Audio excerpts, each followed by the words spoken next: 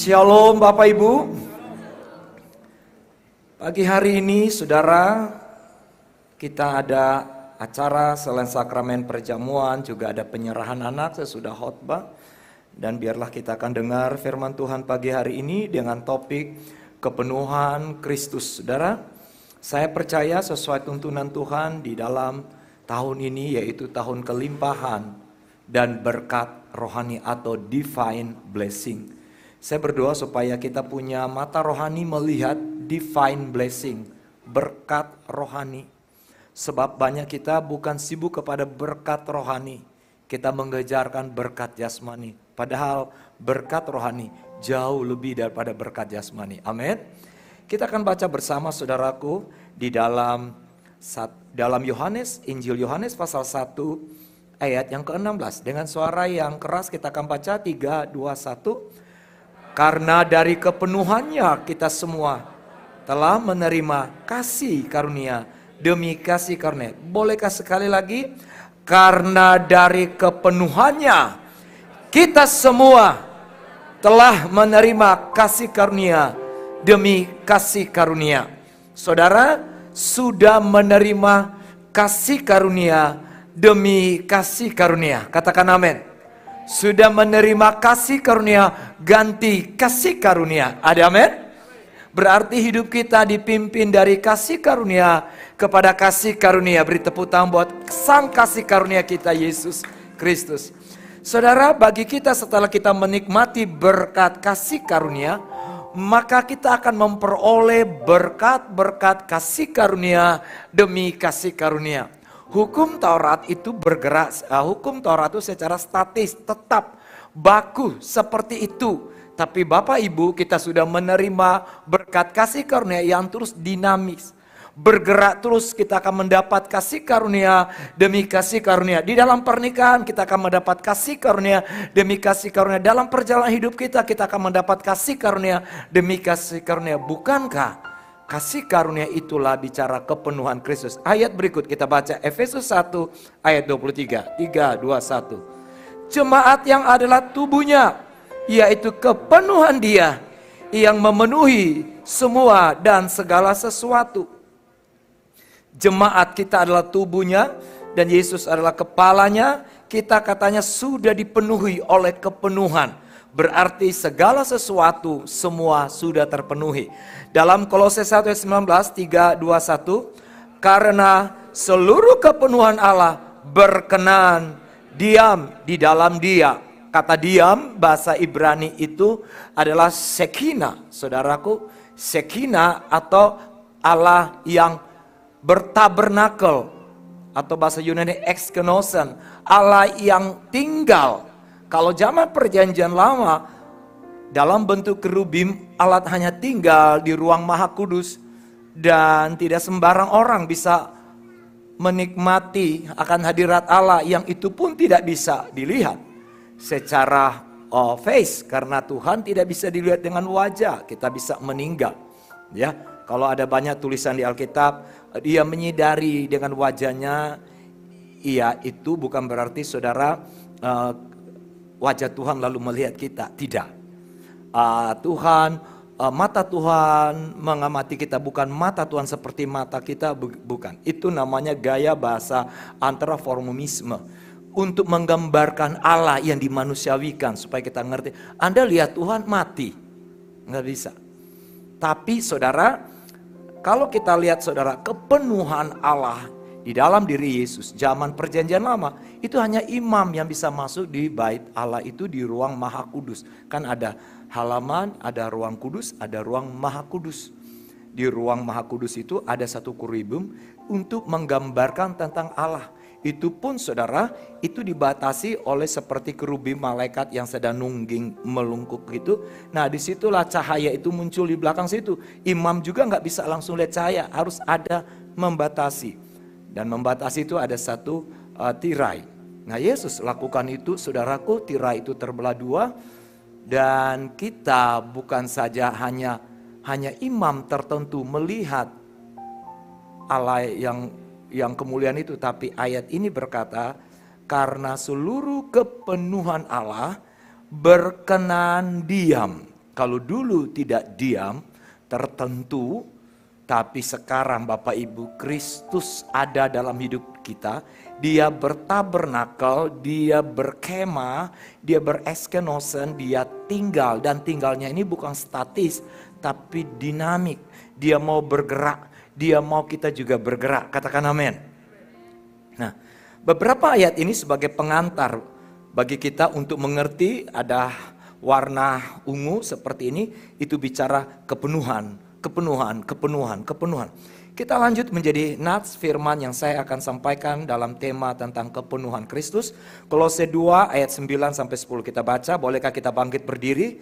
2 ayat ini kita akan baca menjadi ayat nats firman Tuhan saya sebagai tema kita. Kita baca demikian firman Tuhan 3, 2, 1. Sebab dalam Dialah berdiam secara jasmania seluruh kepenuhan kealahan.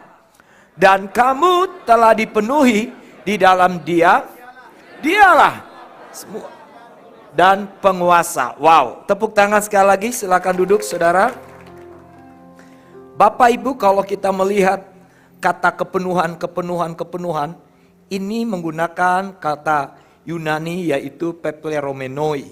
Ya, kalau kita dengar kata kepenuhan, tentu kita punya arti bahwa seperti air yang saya tuang lalu tumpah meluber, itu kepenuhan. Iya betul, tapi karena kosakata bahasa Indonesia kita akan terbatas pemahaman itu, maka coba kita lihat saudaraku dari kata penulisan Yunani yang mendekati, karena sesungguhnya itu dari Ibrani, tapi perjanjian baru ditulis semua dalam bahasa Greek atau Yunani, yaitu pepleromenoi. Dalam bahasa King James bilang complete, ya, complete. And you are complete in Him. Kamu sudah komplit di dalam Dia. Kalau kita punya pemikiran kata komplit berarti sudah semua. Amin. Wah, udah komplit. Wah, udah beres semua. Kita berangkat ya. Udah komplit. Udah semua.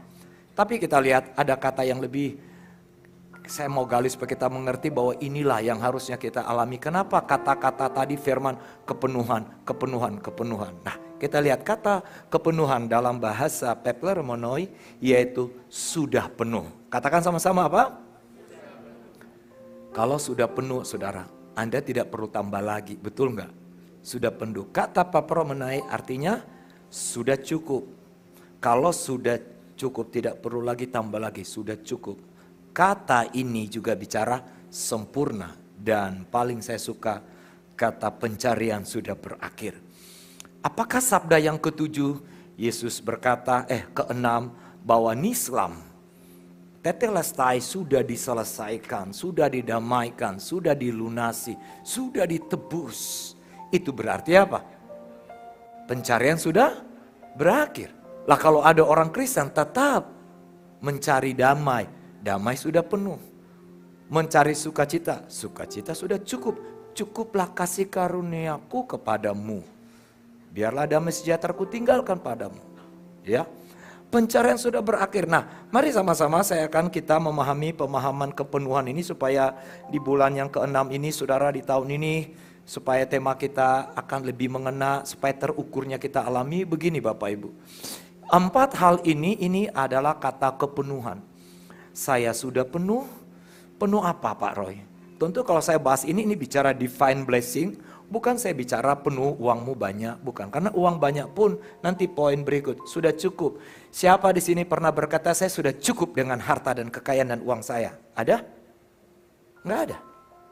Ketahuan dari wajah saudara, nggak ada. Karena saudaraku, kita itu memang nggak ada kata cukup. Kita tidur, bangun pagi kereta apinya sudah duit, susah. Duit, susah.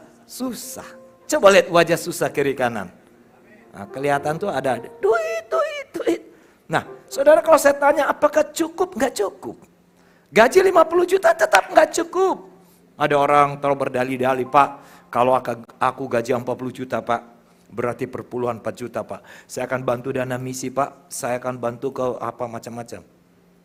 Bisa jamin Bapak Ibu? Orang ngomong gitu bisa jamin? Bisa apa tidak? Karena pengalaman kan? Iya. Pak, berdoalah Pak, supaya kalau gaji saya besar, saya kasih perpuluhan lebih besar. Nonsen, omong kosong. Tuhan kasih 500 aja, nggak setia mau kasih 50 juta. Bilang kiri kanan, nehi amita bacan. Nggak mungkin. Tuhan kasih berkat 1 juta aja nggak setia, kelola mau kasih 25 juta. Jadi kita itu terlalu tidak pernah cukup. Hanya di dalam Kristuslah Anda berkata, aku cukup. Salah satu murid namanya Filipus, ketika Yesus sedang menyampaikan satu berita tentang dia pergi ke Bapa, dia menyediakan tempat, dan dia akan kembali menjemput. Dalam Injil Yohanes pasal 14, ayat yang ke-8, Filipus berkata, Tuhan, tunjukkan Bapa itu kepada kami, somi, maka kami sudah cukup. Nah, cukup di sini arkeho. Nggak perlu tambah lagi. Cukup. Orang kalau jumpa Bapa, Pater atau Aba, yaitu pelopor, penjaga, penemu, pemelihara sumber, orang akan berkata, aku puas. Orang ketemu sumber, aku menemukan. Jangan cari berkat, Anda tidak cukup. Carilah sumber berkat. Jangan cari mujizat, Anda tidak cukup. Carilah sumber mujizat. Jangan cari jawaban, Anda akan datang lagi sama hamba Tuhan itu. Carilah sumber jawaban itu. Katakan amin. Berarti saudara, pemahaman kita harus dewasa di dalam pemahaman ini. Kata kepenuhan itu artinya sudah penuh. Kalau ada kita berdoa, Tuhan beri saya kasih untuk bisa mengasihi istri. Apakah cocok doa seperti itu? Kasih sudah ada atau belum? Pertanyaannya karena kendala kita bukan masalah kasihnya. Karena kendala kita di ego kita. Ya. Manusia selalu diberikan 2 hal, yaitu kedaulatan Tuhan dan kehendak bebas. Free will. Kalau saudara berkata, loh kan predestinasi teori dari abad 16, maka sudah pilihan Tuhan itu nggak boleh meleset. Ya silakan, saya kadang-kadang nggak kurang setuju dengan hal-hal seperti itu. Sebab coba kita lihat Hawa dan Adam, bukankah sudah diberikan kedaulatan Tuhan? Tapi kenapa mereka bisa memilih untuk mereka makan buah itu? Itu kehendak bebas. Maunya saudara jangan jatuh dalam dosa. Tapi kenapa jatuh? Apakah Allah mau? Maunya jangan cerai. Tapi kenapa cerai? Apakah Allah kehendaki? Oh no. Kita gampang sekali berkata bahwa Allah menghendaki itu. Tidak, itu kehendak bebas. Life is choice. Anda memilih. Anda memilih ada di ibadah, Anda memilih tidak ada di ibadah. Itu keputusan harus diambil. Setiap hari harus ambil keputusan. Tidak boleh nggak buat keputusan. Karena ketika Anda tidak buat keputusan, itu juga adalah keputusan. Nothing, no action. Jadi saudara, mari kita lihat berarti saudara, kedaulatan Tuhan. Saya sudah penuh sukacita kasih, tapi free will saya. Oh no, tunggu dulu. Dia yang menyakiti saya kok enak saya mengasihi. Nah itu tergantung siapa? Bukan Roh Kudus. Jadi kalau Anda sedih, jangan bertanya, Roh Kudus kenapa aku sedih? Karena persoalan terbesar kita itu di apa? Di soul, di jiwa. Saya punya analogi begini. Hati itu analoginya itu kota. Gerbang itu, itulah pikiran. Jadi sekali lagi, hati itu analoginya adalah sebuah kota. Gerbang pintu gerbang kota itulah pikiran. Jadi apa? Pikiran dan hati. Hati bukan di sini, semuanya di sini. Jiwa dan otak 2 kata yang hampir sama tapi tetap beda. Jiwa itu seperti kendaraan, otak itu seperti supirnya, drivernya. Oke? Nah, peperangan terbesar kita, seorang penulis buku yang terkenal, John X. Maxwell, itu di pikiran kita. Pertempuran terbesar kita itu di pikiran kita. Nah kalau pikiran kita saudaraku kita isi kebenaran-kebenaran Allah, Anda akan memilih berkata, ya saya sudah penuh sukacita. Saya nggak perlu lagi ingat kesalahan dia, mudah bagi saya untuk mengasihi. Saya nggak perlu berteriak minta Tuhan berikan kasih, karena kasih itu sudah luber. Kasih itu Roma 5 ayat 5 sudah dicurahkan. Roma pasal 5 ayat 8 ketika dia mengasihi kita ketika kita masih menjengkelkan. Jadi kedaulatan Tuhan itu sempurna, perfect, udah. Tapi kan free will-nya kita yang sering kali membuat kita hari ini sukacita, hari ini tidak. Injil Matius, Yesus sampaikan dalam khotbahnya. Hei orang Israel, hei orang Yahudi. Kalau engkau letih lesu, menanggung beban berat, apa Yesus tawarkan? Come, datanglah kepadaku, maka aku akan memberikan apa? Kelegaan. Begitu haus perjalanan Anda, tiba-tiba dikasih secangkir teh obeng, lega. Nah, ayat itu saudaraku sangat relevan dengan kondisi orang yang belum percaya Yesus. Nah, hari ini kalau engkau belum percaya Yesus, nasil bo syanseng Yesus, woman syanseng Yesus, har King Jihos, percaya Yesus, maka kata kelegaan, itu aku akan berikan kelegaan. Kata kelegaan kepuasan, kata kepuasan kelimpahan. Dan itu bukan statis hari itu. Tapi dinamik. Kelegaan itu bergerak, move on, terus bergerak dan bergerak sampai hari ini. Berarti ketika saya ada situasi sulit karena free will saya kecewa, maka saya akan katakan begini, hai kasih yang sudah ada, aku perintahkan hari ini kasihilah istrimu, kasihilah suamimu, kasihilah orang lain. Kenapa? Saya memilih tidak menggunakan free will untuk mengasihi diri saya. Tapi kita enggak perlu berjam-jam diinak-bobokan oleh perasaan-perasaan penyakit jiwa. 1 jam, 2 jam. Coba tanya kiri kanan, kamu berapa jam? Ada yang sampai tidur, saudaraku. Padahal Alkitab bilang sebelum matahari, kita nggak tahu terbenam berapa kali, saudaraku. Kurenungkan firman-Mu. Harusnya firman, tapi direnungkan kesalahan orang. Saudara, jadi free will kita. Ayo, hidup ini adalah keputusan dan hidup ini adalah pilihan. Cepat ambil. Jangan biarkan sampah menguasai hidup Anda. Langsung gerak aja. Perintahkan. Nah, pada waktu Anda bertindak, Roma 8 baru bilang, Allah turut bekerja. Wow. Tadinya berat mau mengampuni. Tapi ketika saya lepaskan pengampunan, kekuatan itu mengalir begitu saja. Kenapa? Karena stoknya sudah ada. Saya nggak perlu minta lagi. Amin. Coba bilang kiri kanan, maksud paroh itu kamu, bilang. Ya Bapak Ibu, kalau ada suami istri berantem, wah ini bilang sudah penuh. Sudah cukup Pak. Cukup itu nggak usah tambah lagi Pak. Kalau uang kita di dompet hanya berapa, udah bersyukur. Makan seberapa, udah bersyukur. Yang membuat kita bersungut-sungut itu free will kita. Saudara. Karena nggak ada orang cukup. Nggak ada orang di dunia ini cukup. Hanya dalam kemuliaan Kristus kita bisa berkata, aku puas dengan pernikahanku, aku puas dengan suamiku, aku puas dengan istriku, aku puas dengan komunitas gereja ICM. Amin. Ada orang suka pindah-pindah gereja, nggak tahu ada di sini gerejanya jalan-jalan. Kalau ada, saudara bertobatlah. Anda masuk di GPI ICM, jangan-jangan juga nanti serigala berbulu domba lagi. Nggak ada gereja yang sempurna Bapak Ibu. Saya bertobat dari gereja lama, saya seorang Protestan yang setia. Saya bukan berrohani nanti sudah dikarismatik. Oh no, mama saya ajar doa subuh. Kami Protestan yang taat setiap jam 4:30 subuh. Sering doa dengan lagu zaman dulu. Jam sembah yang kudus, bila engkau yang sanggup Wah, jam 4:30 subuh. Kami sudah berlutut di ruang tamu. Tetap berdoa. Ya, jadi saya tidak kaget saya ada di karismatik bangun subuh, sudah tidak kaget.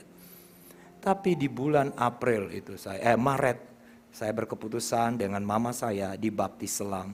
Maka saya dijauhi oleh komunitas termasuk papa saya marah karena kami tidak boleh baptis 2 kali. Sebenarnya baptis cuma sekali, cuma caranya aja.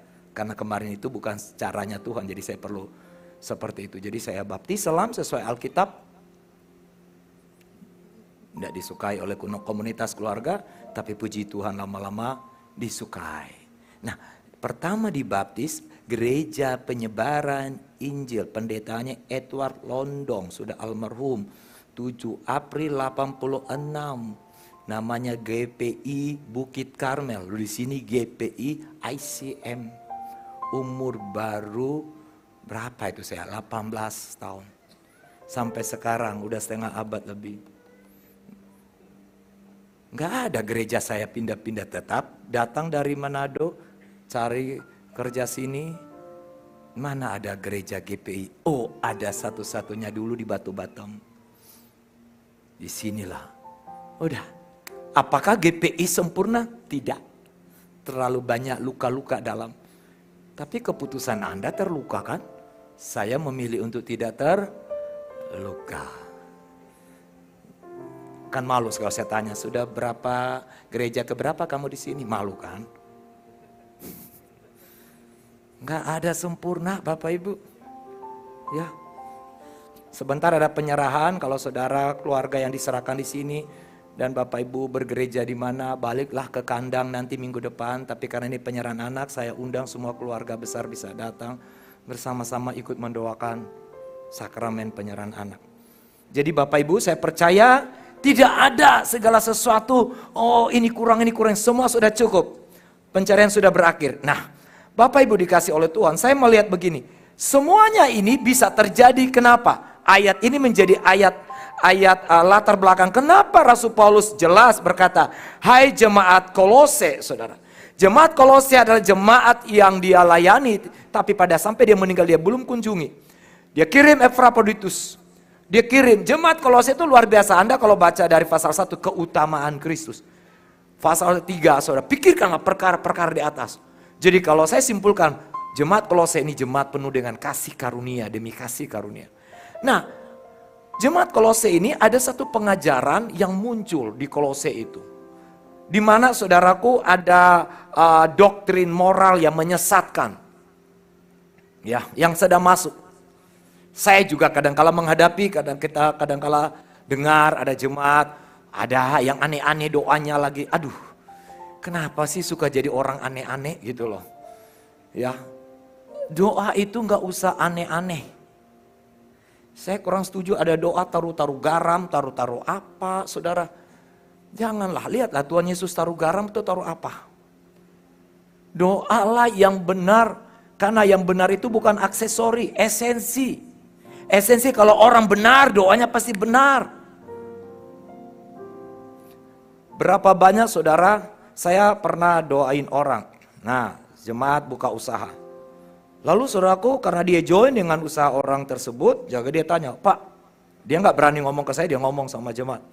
Kok tadi Bapak Pendeta kamu doanya kurang agak gimana gitu? Kenapa? Nggak pakai bunyi-bunyi terus nggak pakai apa percik-percik terlalu banyak, perciknya malah disuruh kamu yang memercik. Kalau gembala saya kan semua sampai belakang sini dipercik loh, semua dipercik, ditrompet semua. Saya bilang itu tidak salah, itu aksesori, itu bukan esensi. Esensinya Anda undang saya pendeta. Datang, aku berkati suami istri. Dan aku berkati usaha ini, aku tabiskan ini. Amin. Ada minyak, aku oleskan. Enggak ada minyak, enggak ada masalah. Karena yang menyelamatkan iman. Bukan sangkakala. Nah, jadi, tapi saya enggak larang itu salah. Enggak, itu kekayaan aja.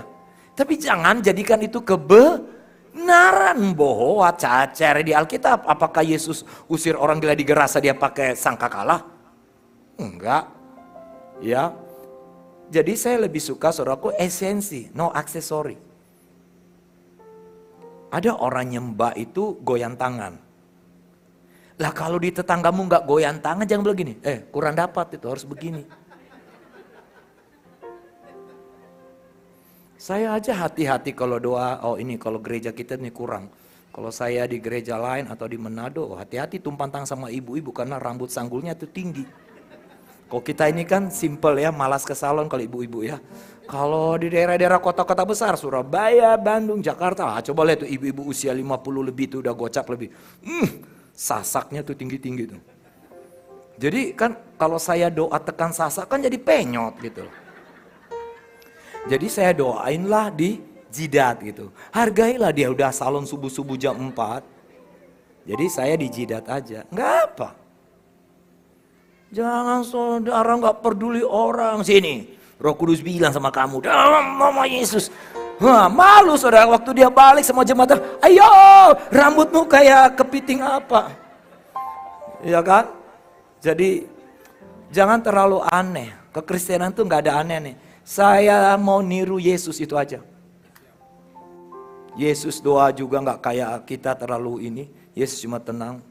Aku pun tidak menghukum kamu. Gembala senior saya itu bukan kayak model saya. Dia tuh tenang. Saya yang terlalu karismatik. Dia kalau doain orang kerasukan setan, kalau jemaat yang di bawah sebelum 2000 pasti kenal. Dia cuma tengking dalam nama Yesus. Udah. Kalau saya udah pakai gerakan begini dalam nama Yesus. Karena sesuai temperamen. Gembala senior saya dia bukan orang kayak saya. Saya, wow, Jesus, amin, oh itulah saya dari Manado, karismatik banget. Gembala saya, no, dia tenang. Dia usir setan, tenang. Enggak ada tuh teriak-teriak. Enggak, dia tenang. Ciao. Wow. Mukui. Ciao. Iya. Ya, maksud saya bukan masalah besar atau tapi mari kita lihat saudaraku, pemahaman ini yang terjadi ada kekacauan. Nah, kita baca saudaraku. Inilah Yesus bilang lewat Rasul Paulus, lihat kita baca, kamu sudah menerima Kristus Yesus, Tuhan kita. Karena itu, hendaklah hidupmu tetap dalam Dia. Kuncinya begini, kenapa kita mengalami kepenuhan? Karena kita sudah, berarti bagi yang belum mau terima kelegaan kepenuhan itu, terimalah Tuhan Yesus. Xiang seng yaso. Le xiang seng jipto nang kai sim teng. Percayalah, wa xiang seng. Orang kalau xiang seng yaso pasti leceng sim ho lepeng ang huahi. Kenapa? Hanya di dalam Yesus saudara bisa gembira, sukacita. Amin.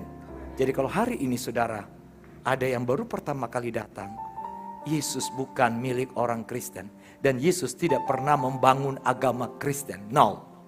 Jangan saudara bangga sekali jadi orang Kristen. Oh ini sudah ada tiket masuk, ada Yesus. Iya, tunggu dulu, kekristenanmu menggambarkan Kristus atau cuma beragama? Ya kan? KTP-mu Kristen, tapi kehidupanmu bukan Kristus. Nah itu kan beda.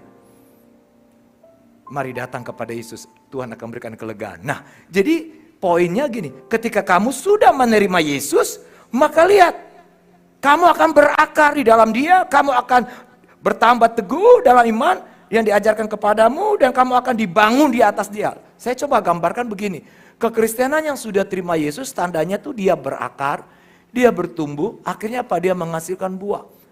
Dia berakar dalam firman, berakar dalam Kristus, saudaraku, dan dia bertumbuh dalam iman, pengharapan. Ini terus dinamis, dinamik bukan statis.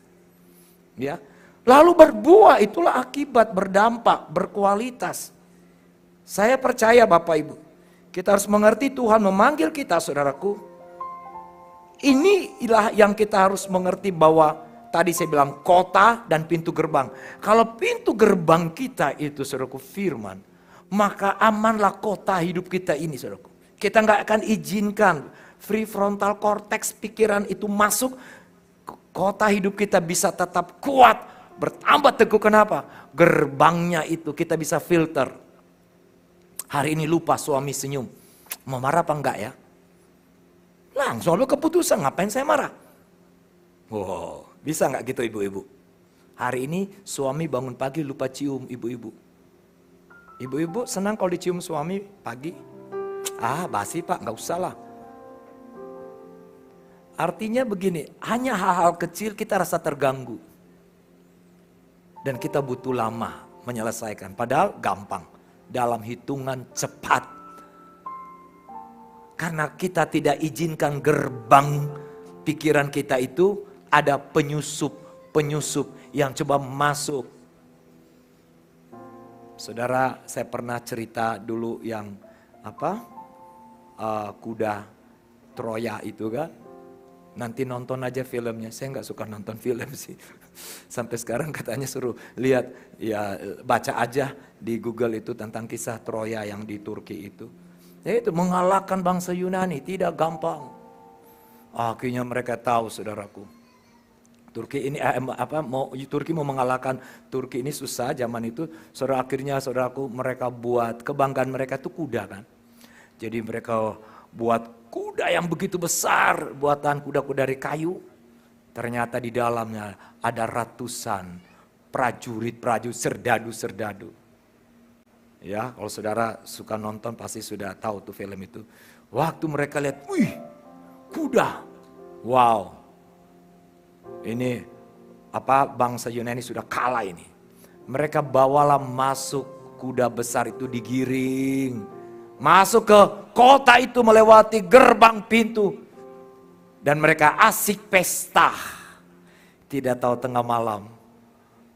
Dari kuda yang besar itu saudara, akhirnya keluar satu-satu pakai tali. Ternyata banyak penyusup-penyusup. Mereka buka pintu gerbang. Teman-teman mereka komando masuk, mereka di dalam hajar. Jadi dari luar dihajar, dari dalam dihajar. Apa makna yang kita bisa ini? Kita tidak tahu ada penyusup-penyusup, izinkan tidur dengan kita berlama-lama. Berapa banyak suami istri bisa sekamar, bisa sepunya anak, tapi kecemburuan dan pikiran jahat itu dibiarkan bertahun-tahun. Dia tidak tahu akan roboh kota itu kalau biarkan penyusup. Jangan izinkan penyusup. Amin. Penyusupmu bukan suami. Hei suami, kamu penyusup, enggak boleh masuk kamar saya. Bukan. Penyusup itu adalah semua penyakit-penyakit jiwa yang Anda tidak suka. Sebenarnya Tuhan mau menyembuhkan Anda tapi Anda tidak mau selesaikan. Anda bilang, Pak Roy, itulah prinsip saya Pak. Saya orangnya seperti itu. Enggak, tidak ada. Tuhan tidak menanam hal-hal yang buruk. Amin Bapak Ibu. Nah, jadi Bapak Ibu lihat tanda orang di dalam Kristus. Pasti dia berakar, dia bertumbuh dan berbuah. Nah, kalau kita mengerti kata kelimpahan, ini bisa terjadi kenapa? Karena orang kelimpahan itu bukan tiba-tiba kelimpahan. Saya juga nggak mungkin berkata seperti tadi bahasanya bahwa Anda akan bisa mengalami 3 hal ini, saudaraku. Nggak bisa kalau saudara tidak ada mengalami yang 4 tadi, sudah cukup yang ini. Nggak bisa. Nggak bisa kalau kita nggak berakar. Nggak bisa kita berkata, Pak kami cukup. Kalau kita nggak bertumbuh menjadi anggota gereja tapi nggak pernah tertanam, ya nggak bisa Bapak Ibu. Jadi maaf saya mau katakan itu ada di kehendak bebas kita. Saya bisa memilih sakit hati dan saya tidak perlu memilih sakit hati. Saya memilih untuk cepat bersyukur dan saya bisa juga memilih untuk tidak bersyukur. Jadi saudara jangan tergantung Roh Kudus. Roh Kudus sudah meluber diberikan kita waktu pencurahan 10 hari Pentakosta, disitulah kuasa Tuhan sudah diberikan kepada kita. Nah, ada 3 hal yang menjadi kesimpulan saya saudaraku, bahwa bagaimana kita menyadari kepenuhan Kristus itu saudara. Ya, lihat yang pertama saudaraku, orang yang hidup di dalam Kristus, maka seluruh kepenuhan kealahan itu akan mengalir. Bukan cuma mengalir lewat, tapi tinggal. Coba kita baca 3:1. Orang yang hidup dalam Kristus, maka seluruh kepenuhan kealahan apa? Mengalir dan yes. Karena nggak mungkin Bapak Ibu Saudara, kalau kita mengalami kepenuhan Kristus, firman, terus itu saudara akan alirkan lewat tindakan dan perbuatan kita. Dan otomatis yang keluar ketika orang cerita masalah, kita cerita firman. Pak, suami saya yang salah. Betul, ibu suami yang salah. Tapi ibu belajar apa? Firman Tuhan apa lewat peristiwa suami salah? Kita bawa terus firman. Ya, kita bukan dukun rohani. Seperti inilah Bapak. Kalau saudara seperti bejana hidup kita, kalau tidak pernah alirkan air itu jadi keruh. Jadi kotor, lama-lama jadi nggak bagus. Tapi kalau mau, ya terus. Ada amin? Berapa banyak hidupmu sedang diamati oleh lingkungan tetanggamu. Berapa banyak orang sedang menanti-nanti engkau. Tapi engkau lupa jadi kekristenan itu bukan agama sebenarnya. Setiap hari kita sedang mengalirkan kepenuhan, kealahan itu. Katakan amin. Kasih udah penuh, otomatis mengalir dong kepada orang yang membutuhkan kasih. Amin. Pengampunan sudah penuh, maka alirkanlah. Makanya ada sesuatu yang naif kalau kita berkata sulit saya mengampuni orang, Pak. Memang benar kalau Anda belum terima Yesus. Tapi kalau sudah, itu free will Anda, bukan tergantung Roh Kudus. Memang masing-masing kita punya drama yang berbeda-beda, cerita yang berbeda-beda. Saudara boleh bisa marah, saudara boleh pelampiasan. Kalau ada istilah ini, orang tuh harus biarkan aja dia marah. Makanya orang Barat itu punya budaya gitu, kalau lagi marah dia, wah dia marah. Karena memang mereka ya punya pemahaman seperti suruh lepas. Coba kalau kita orang Indonesia di jalan, marah-marah, apa orang bilang? Ya, tapi kalau di luar negeri, oh enggak. Karena itu secara psikologi harus lepas, marah. Kan kita kalau pernah ke psikiater, kalau ibu mau marah, marahlah. Kalau suami lagi sakit kepala dan dia mau buang sampah sama istri terima aja sampah itu. Dengar aja. Dengar, jangan dulu balas. Sesudah itu sampah udah selesai 1 jam, suami ngoceh, loso di mana-mana, saya pikir cuma istri loso. Ternyata suami juga kan. Jadi kita berjawab, Pak, sudah Pak? Iya, oke. Wah, mama bisa rasakan ya papa dianiaya seperti itu oleh teman bisnis Pak ya. Tapi boleh nggak satu pertanyaan, Papa alami firman apa Pak lewat semua peristiwa ini? Keren. Itu maksudnya jangan, oh gitu ya, oh nggak boleh. Oh ajar Pak, ajar. Ditambah darah tinggi bapaknya. Amin, bapak-bapak, ibu-ibu. Jadi ibu-ibu juga ketika biasalah kan, siapa yang dia mau curhat? Sama suami lah. Jadi dulu saya belum ngerti istri saya. Kalau dia cerita misalnya ada satu komunitas begini.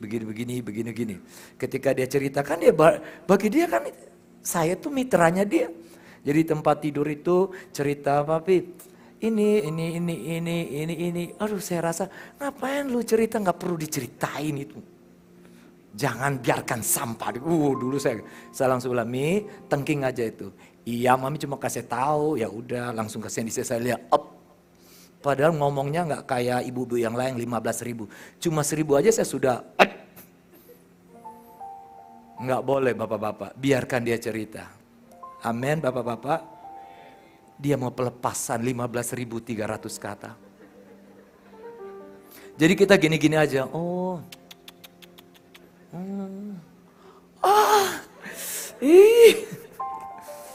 Kalau saya dulu ekspresi beda. Sambil begini di handphone, lagi follow up line. Papi nyambung nggak mami cerita? Iya tadi itu di mana ya? Karena bagi saya nggak level, nggak usah cerita. Makanya saya pernah ajar dulu kan, kalau suami istri itu bahasalah yang tidak penting. Karena itu penting. Kalau orang tidak penting bahasa yang penting. Bapak perlu apa? Oh ini just it. Kalau istri jangan, kamu perlu apa? Enggak. Ceritalah bagaimana kabar kamu. Gimana keadaan kamu. Kayaknya papi enggak gitu ya sayang ya. Susah mau main drama di mimbar. Ya. Nah jadi kalau hidupmu saudaraku kasih pasti akan ngalir apa? Kasih. Amin Bapak Ibu. Jadi saya tidak larang Anda berantem tapi ujung-ujungnya apa? Apa yang kamu alami firman ya? Apa alami kebenaran? Oke. Yang kedua, baca 3:21. Oh iya, kalau Anda berkata, Pak aku ngalami kepenuhan Kristus. Saya mau katakan it's all about activity, about family, about planning, about business, semua about Christ. Tepuk tangan buat Tuhan Yesus. Ceritanya hanya tentang Yesus. Kenapa? Kita sudah diajar. Ada kehidupan Kristus. Ada kebenaran Kristus. Ada ajaran Kristus. Di luar ini berarti bukan tentang Kristus. Kebanggaan suami istri. Kebanggaan bisnis. Hidup inilah yang hidup dalam kita. Dan inilah yang menggerakkan hidup kita hari-hari ini. Katakan amin. Kehidupan Kristus Bapak Ibu.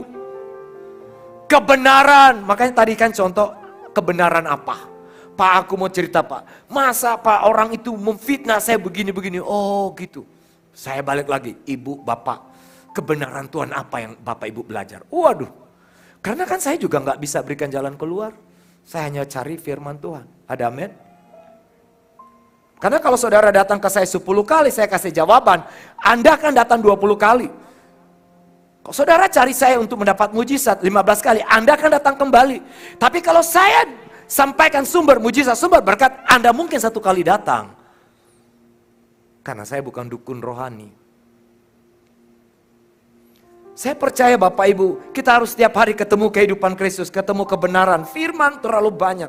Kalau kita hidup dalam firman, aduh, wah luar biasa. Saya berdoa supaya kita ada di poin ketiga ini untuk mendeklarasikan 2 poin ini. Lihat, kita baca 1, 2, 3. Jemaat mengalami kualitas murid Kristus yang berubah, berbuah, bermultiplikasi. Coba kita cek, jemaat sudah ada di 3 poin ini. Berubah, berbuah, bermultiplikasi. Atau sampai saya dijemput Tuhan nanti meninggal. Kayaknya saya gak pernah memuridkan orang dan membaptis orang, melayani orang. Aduh, alangkah sedih tidak menggenapi amanat agung. Karena saya cuma jadi anggota gereja. Ya. Yang kedua, saudara. Jemaat, baca. Jemaat mengalami gaya hidup yang dimanifestasikan melalui apa? Nilai-nilai, tujuan, aktivitas, semua itu berorientasinya Kristus. Ya, saya tidak bilang rumah tangga tidak ada konflik. Ada, tapi ujungnya apakah konfliknya menuju Kristus? Atau perpisahan, itu. Bisnis tidak kotor, yang kotornya kita tidak berorientasi Kristus. Pelayanan tidak cari muka, bisa cari muka kalau Anda tidak berorientasi Kristus. Apa saja kalau tidak berpusat pada Kristus, berpusatlah kepada 3 kata ego. Suami merasa dia lebih berkuasa, istri juga gak mau kalah. Kalau itu saudaraku, maka bukanlah Kristus, dan itu bukan is all about Christ. Saudara yang sudah ikut parenting, harapan kami, janganlah ini cuma teori. Saya tuh kadang-kala sedih, peserta ikut parenting itu sudah sejak 2003. Kami memulai ini 2003. Ya. Waktu itu materi ini sebenarnya cuma khusus saya dan istri, karena saya lagi mendidik anak-anak saya. Kevin baru satu tahun setengah. Dan kami bingung saudaraku ya. Dia itu gak bisa makan kalau gak nonton TV. Jadi saudaraku, kami tinggal di kamar atas saudaraku. Jadi satu kamar itu, di situ sudah dapur, di situ tempat tidur, di situ semua di situ. Jadi satu TV, dan dia kalau makan tuh harus tunggu satu iklan yang Joshua Uwo, Sakatoni A B C Z. Dan dulu TV belum banyak, SCTV, TPI, TVRI, RCTI. Sudah. Jadi kami suami istri cuma sibuk cari channel yang Sakatonik ABC. Kalau tidak ada Sakatonik ABC begini. Sorry bro ya. Kalau ada Sakatonik kan dia cuma hitungan detik, habis lagi. Dia muntah. Kami suami istri, mana lagi? RCTI belum. Iya nggak ada. Kita dibodoh-bodohin, saudaraku. Banyak orang tua nggak sadar dibodoh-bodohin oleh anak.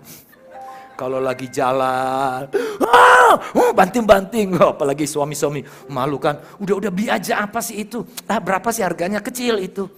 Anaknya bilang, yes. Dibodoh-bodohin. Jadi setelah kami mendengar saudaraku, muntah itu karena nggak ada ini, kami matiin TV.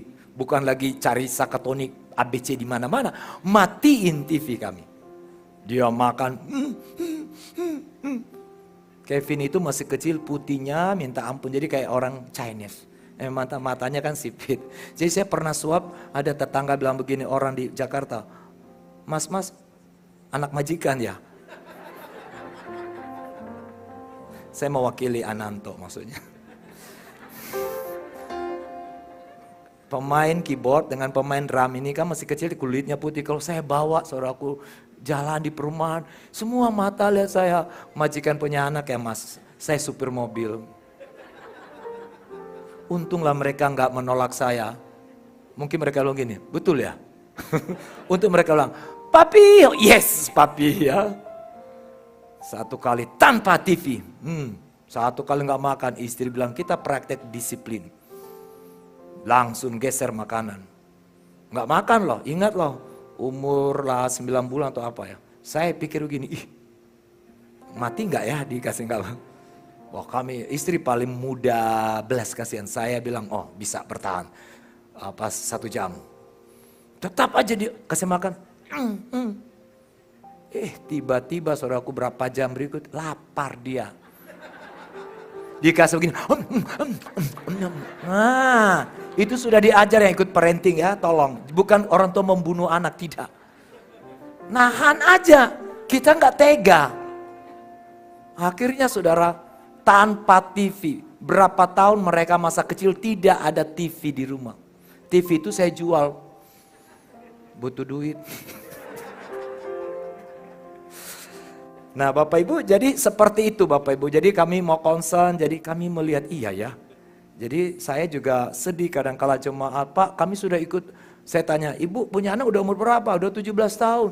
Saya level anak saya yang ketiga ya. Iya, udah penyerahan sudah, udah ikut parenting. Sudah, yang ikut Rising Kids juga sudah.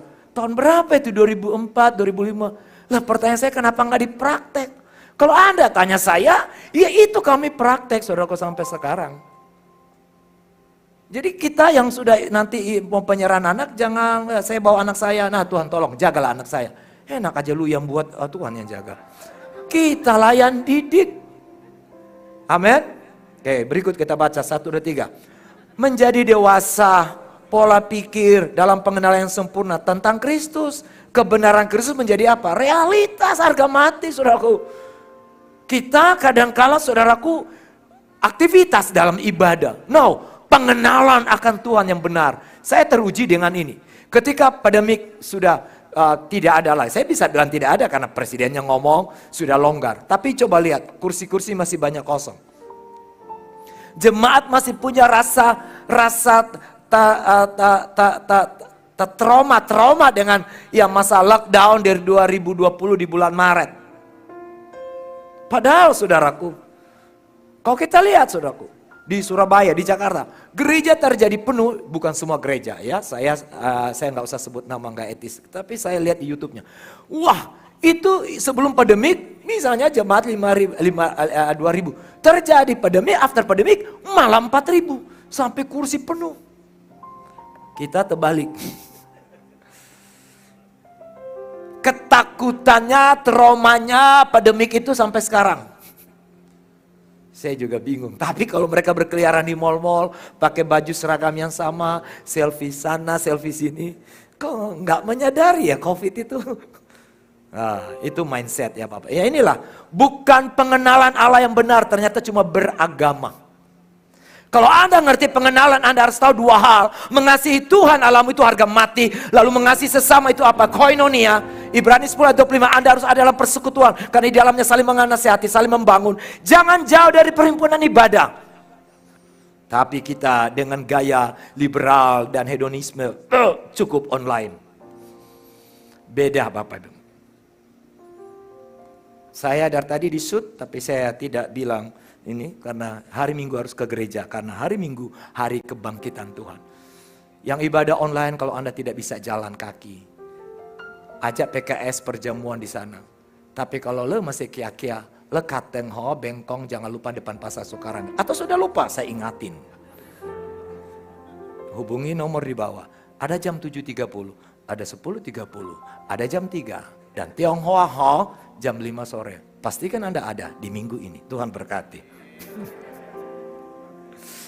Soalnya newsnya kurang tajam menghimbau, gue yang turun aja. Baca terakhir, jemaat yang memiliki tingkat apa? Komitmen, totalitas, prioritas. Ibadah prioritas apa tidak? Tutup tokomu, utamakan Tuhan. Udah di Alkitab diajar.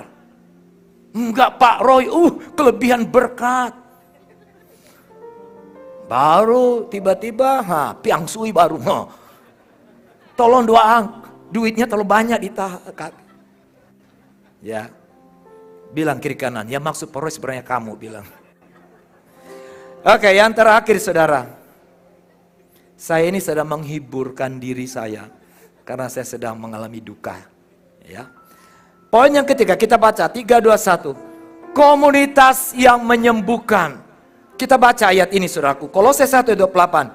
Dialah yang kami beritakan apabila tiap-tiap orang kami nasihati dan tiap-tiap orang kami ajari dalam segala hikmat untuk memimpin tiap-tiap orang kepada kesempurnaan dengan Kristus. Kalau begini saya khotbah bukan tiap-tiap orang, tapi tiap-tiap orang saya harus ada dalam unit yang terkecil. Komunitas yang kecil, namanya kompak, namanya one on one, namanya komsel. Maka saya menjadikan komunitas saya menyembuhkan. Coba semua bilang begini, rumah pemuritan. Dipanggil, dimuridkan, dan memuridkan. Rumah pemuritan, dipanggil, dimuridkan, dan memuridkan. Amin. Sekali lagi, rumah pemuritan, dipanggil, dimuridkan, dan memuridkan. Kalau 3 kali diucapkan, itu mutlak harus ikut pemuritan. Kami rindu Bapak Ibu supaya saya sudah menulis ini buku saya yang kelima atau buku yang kedua untuk gereja, BDK yang pertama, lalu rumah pemuritan kehidupan, ini yang kedua. Kalau disekulerkan, oke, sudah puji Tuhan, thank you ya media, cepat masuk Korea tadi begitu sih, tapi ternyata ibadah 1 cepat ya, oke. Saudara, ini ada 8 prinsip, tapi sebenarnya ini adalah Anda boleh baca di depan, di tengah, di belakang. Tapi maaf, ini tidak dijual di depan karena ini mahal. Kalau Anda beli, Anda tidak mampu. Kalau Anda beli, Anda tidak mampu bayar. Berapa poroy harganya? Bilang kiri kanan, terlalu mahal. Karena mahalnya ini, saya harus mendampingi orang-orang itu. Kadang-kala menjengkelkan, saya harus sabar. Saya harus mendengar ocehan mereka. Nggak gampang. Makanya buku ini tidak dijual sembarangan. Kalau di sembarangan itu murahan. Ini yang sudah mengerti, para pemurid-pemurid sudah memuridkan di komsel-komsel. Tanggal 8 Juli sampai 9 Juli 8 sore kita mulai. 9 Idul Adha tanggal merah di Golden Bay. Tidak semua juga Bapak Ibu diundang untuk ikut camp pemuritan angkatan perdana. Akan berbicara saya dan Bapak Sumarno, dan buku ini baru dijual di situ. Karena orang yang ikut camp ini adalah orang yang sudah dimuridkan, direkomendasi oleh pemurid. Karena di sini isinya semua mainnya ini dimensi kekekalan, dimensi roh. Kalau Anda baru pertama nanti bingung, aduh Pak, kayak tadi kan saya ambil dari buku saya ini, sudah puas, sudah cukup, saya aja masih kurang. Nah, oke Bapak Ibu, jadi buku ini saya tidak jual untuk umum karena memang khusus untuk di pemuritan. Kemarin di sekitar 100 pendeta-pendeta di Manado kami adakan khusus camp pemuritan. Bapak Ibu, saya percaya 3 poin tadi saudaraku. Yang pertama adalah orang yang hidup di dalam Kristus, dia akan terus mengalirkan kepenuhan kepada orang lain. Yang kedua, hidup kita ceritanya hanya tentang Kristus.